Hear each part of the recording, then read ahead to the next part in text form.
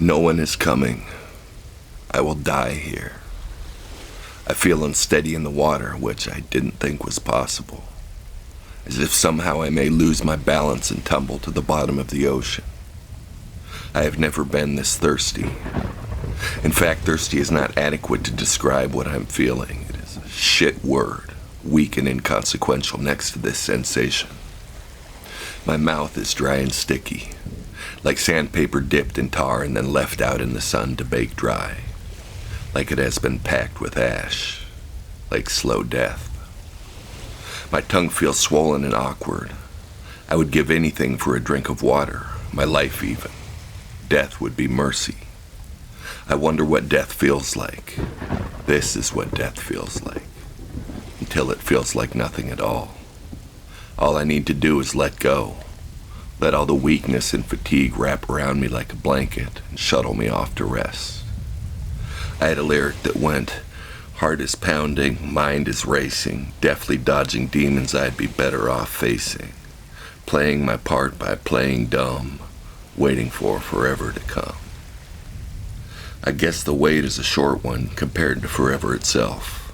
Still in that state of mind, every second stretches out. That song was written at a time when I felt like I was just running out the clock on my existence, playing dumb to the fact that I had agency in my own life, that I was the one who needed to address those demons and slay them double quick. Instead, it was easier to believe that there was nothing I could do. Easier to believe there was no solution but to wait until forever arrives. It will arrive soon enough. Time has no meaning here. It only measures with each passing wave, and each wave is a hardship. Another dive beneath the surface, a burst of energy to duck under and break through the wall of water, then a steady stroke against the whirlpool. Then I drag myself into position and wait. For what? For the shark? For the next wave? For exhaustion? The shark. I can't forget the shark. I have not spotted him again, but I feel him close. Or maybe I just feel terror and despair so starkly that I have to give life to them in some form. Sleek and efficient, built for killing, while I was built for song. But melody is no match for bloodlust, especially bloodlust millions of years in the making. I scream, "Fuck! Fuck you, you fucking bitch! Eat shit and die, shark bitch! Fuck!" I am breathless. I do not feel better. Panting, and then a cramp comes, worse than the last one, at least as bad. I clutch my hamstring, my head dropping beneath the surface. I pull at my foot, trying to straighten the leg, to relieve the knot of barbed wire tightening like a vice inside me. My hamstring is a collapsing star, or a black hole. It consumes me. I pull at my foot, nothing. Just in time I lunge to the surface, snatch a breath. The next wave crashes over me, sending me tumbling through the surf. I try to protect my head. This time it's my free ankle that is cracked against the rock. A flash of pain up my leg. For a moment the cramp is forgotten. The respite doesn't last. I feel along the cliff face, dropping beneath the surface as I search for a handhold. The whirlpool has started. I become frantic, hand searching desperately. No dice. I am pulled away from the wall.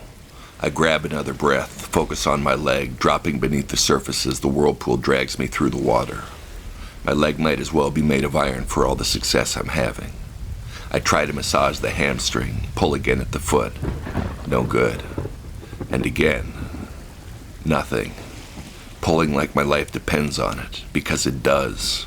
Another lunge to the surface, another gulp of air, and I have reached the center of the whirlpool.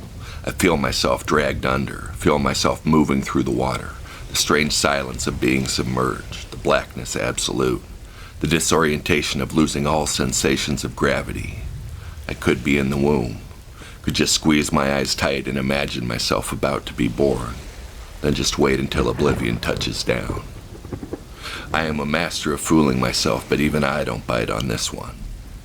Instead, there's the distinct sensation that I cannot handle this.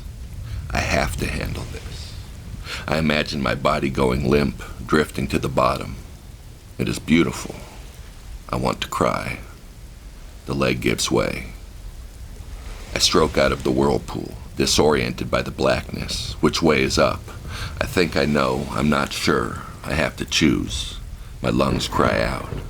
Adrenaline kicks in and I am pulling towards what I hope is the surface, and pulling, and then oxygen. Sweet fucking oxygen. My thirst and fatigue recede as I gulp the salty air. For a moment my entire world is oxygen and it is beautiful. But I have to drag myself into position. The next wave is coming.